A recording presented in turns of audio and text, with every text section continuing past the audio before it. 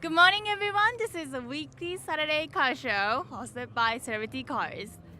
Today we have Bill and this Porsche behind us. Tell us about the story. In 1999, Porsche developed and introduced the Porsche 911 GT3. Mhm. And it was an advance of at least 20% in performance over the previous Porsche 911s, but they did not import it to the United States. And the American enthusiasts were going nuts because it was such an advance in the car. They didn't import that car in the same configuration until 2004. This is one of those '04 GT3s. And I bought it just with 3,000 miles on it and wanted to use it on both the track and the street. So I put the racing seats and harnesses and a roll bar in it and a power bottle, and actually took it to a race and went from 33rd to 3rd in 3 races. Wow. And I was 74 years old at the time. Woo! Now, this car has been retired from racing, but it is a car that I use for instruction at the track in Pahrump, and it is just scintillating to drive on the street or on the track, and the seats keep you firmly in where you should be, and the harnesses, and it is a wonderful, wonderful car to drive. I truly enjoy it. I've been a Porsche enthusiast since 1973. I've personally bought and maintained 180 Porsches, Woo! and I personally sold and stood behind 177 Porsches. Woohoo! And so I've created a company called Dream Porsche, and my intent is to provide the kind of expertise a person that wants to buy a Porsche but doesn't really know how to go about it without being burned, how to make a selection that fits his budget and his objectives for performance, and also to provide the means for someone who wants to sell a Porsche to make contact with someone who wants a Porsche just like his. So, Dream Porsche. Dream Porsche. So, do you have a website? The website is being developed. Yeah, it will be dreamporsche.com. Excellent. You were talking about this car being retired from the racing. When do you make that decision?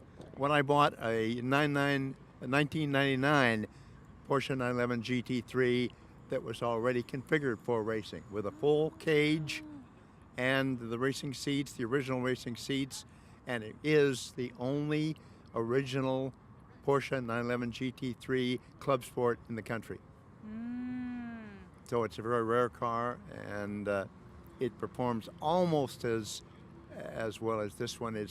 They actually advanced the power by 20 horsepower in this one, and when I raced this one in 2008, I set a record that it took me 9 years to surpass in the race car. Wow. Wow. This is just so nice to see. And you have all this knowledge, not just maintain the car, but where to source it from, and you know how to drive the And the car values. professionally and the values. This is fascinating, meeting you and having you here at Weekly. This is You're the amazing. fascinating one. I see this hat in the dash. Tell us about this story. I have been in 2 wars, matter of fact.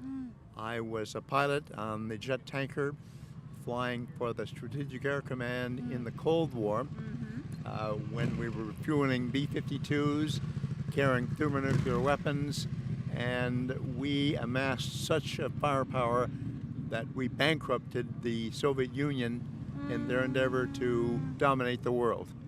And now they're coming back, and we're going to have to, I guess, do it again.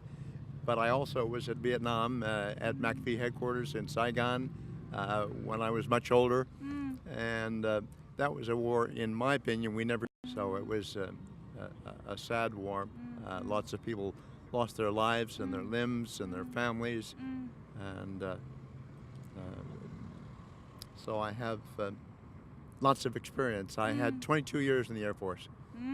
I have been a speaker learning to listen, think, and speak more effectively in Toastmasters since 1960.